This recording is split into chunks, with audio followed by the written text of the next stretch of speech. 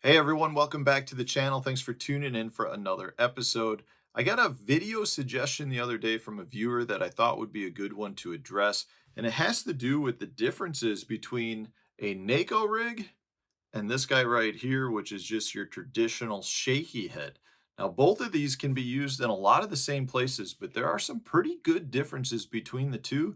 And if you fully understand the techniques, it will help you catch more fish because you'll be able to discern when to throw one versus the other. So we're going to get into that. But before I do, I want to remind you guys that I do have a members only page. So if you're looking for some more tips, you might want to check that out. You can go to my YouTube homepage, click the join button.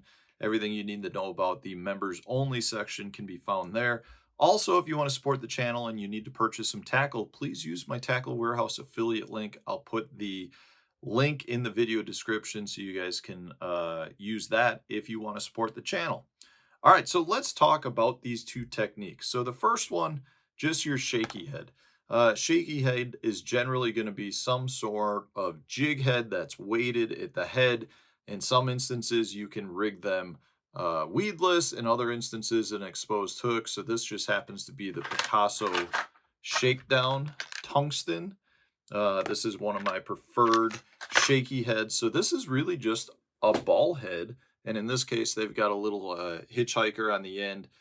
So you can rig this weedless. Now, when you're talking about your shaky heads, these are going to be a little bit different than your Neko rig in terms of how they fall.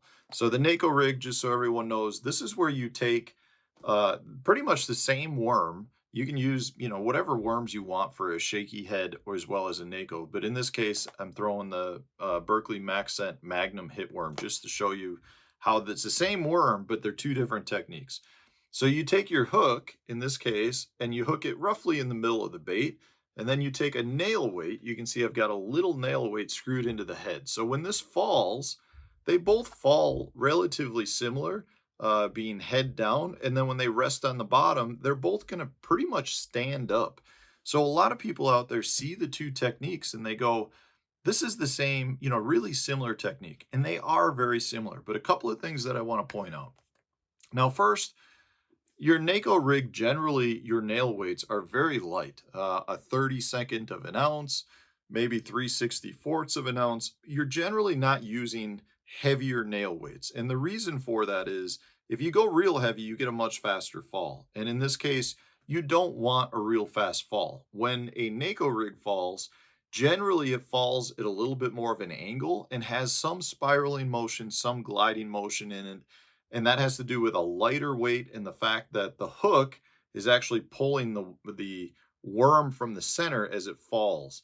With your shaky head, generally speaking, these are going to be a 16th of an ounce or heavier, all the way up to 3/8 of an ounce, depending on how deep you're fishing. And from that standpoint, when this falls, it almost always falls much more vertical in the water with a lot less movement. And that has to do with the fact that your line tie, where your line connects to your head, is at the bottom of the worm. So if you put pressure on the worm, you may get it to fall on an angle, but you're not really going to get any gliding motion. Versus your Neko rig, you will get some more spiraling motion on the fall. It has more movement on the fall, much slower fall than a traditional shaky head. And a lot of that just has to do with the weight that you're using. So that's the first important difference. Now, a lot of people would say when this hits the bottom, they sit relatively similar, weight side down, and that is very much true. That is a similarity between the two techniques. However, when you go to working the bait, you get a much different retrieve. With your Neko rig, when you pull, you get a very similar movement to a wacky rig. It's that pulsating motion where the worm collapses and then opens up, and you're just kind of walking it on the bottom. With a shaky head, your worm is definitely weighted head first, and it'll basically just give you more of that snake-like motion as you're retrieving it. So you get a very different appearance between the two. Generally speaking, your shaky head is going to maintain bottom contact, whereas with a Neko rig, when you pull that, it'll actually come up off the bottom more and have a little bit more movement as it falls to the bottom. So that's definitely another big difference. Now, one major difference for me between the two has to do with how well these baits come through cover. If I'm fishing shallow rock, say, a shaky head tends to get hung up significantly more than your Neko style bait. And that just has to do with the fact that when this falls, if the weight falls between two cracks, your hook's not down there. When you pull the line, it pops it right out. With a shaky head, your line and jig head are down in that crack, becomes much harder to get that bait out. So if I'm fishing shallow rock, I'm not really going to be throwing the shaky head nearly as much because I tend to get hung up significantly more.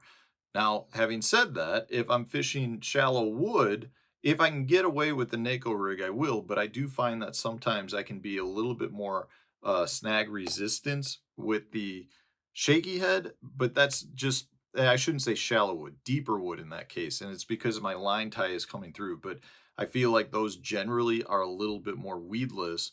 Again, it has to do with the fact that you can Texas rig your worm versus relying on a weedless Neko style hook, which generally is not as weedless, but it's just still something to keep in mind if you're fishing wood versus rock. So then the question comes into play as to between these two presentations, when and where do you use them? What is the advantage? And first off, I want to point out that I throw both of these a lot. I think both of them are really, really good fish catching tools. Now, for me, one of the times I throw the Neko rig over a shaky head really has to do with the location that I'm fishing and whether or not I want to fish, say, a wacky rig a little bit deeper. So a lot of times if you're fishing, say, a weightless wacky rig, if you're fishing in 4 or 5 foot of water, you can get away with it. But if I want to fish that same presentation in like 10, 12 foot, it takes way too long to get a weightless wacky rig down to the bottom. And then as soon as you start to work the bait rises real high up and kind of comes off the bottom. Well, if I'm having good success on a wacky rig, but I want to fish it a little deeper, the Neko rig really is just a weighted wacky rig to the point of I'm getting my presentation down to the bottom and staying closer to the bottom. So for me, a lot of those situations are if I'm fishing, let's say flats, 10, 12 foot of water, maybe I'm throwing to holes in the weeds, maybe I've got little rock piles that I'm fishing. I like it much more for a really specific target. And the reason has to do with the fact that I'm generally not fishing a Neko rig all the way back to the boat. I'm throwing it to a target. I might be working it a quarter of my cast or working it by a very specific object. So a stump, a rock pile, a hole in the grass, things like that. I feel like a Neko rig is really good for specific targets. If I'm fishing just a big, going down a bank, trying to cover a lot more water, that's where the shaky head comes in better. I can maintain bottom contact, I can feel the bottom a lot better, and I can cover a lot more water, generally because it's a little bit heavier, but the presentation just comes through the water faster than the Neko rig. Another key thing is I really like the shaky heads better in my hard bottom areas. Now, I did say earlier that if I'm fishing shallow rock, I like the Neko rig. But a lot of times I'm fishing, say, 45-degree rock banks or channel swing banks or bluffy type stuff. In those instances, I want to be throwing the shaky head because I can maintain bottom contact and I can fish it faster and fish it more efficiently along some of those steeper breaking shorelines.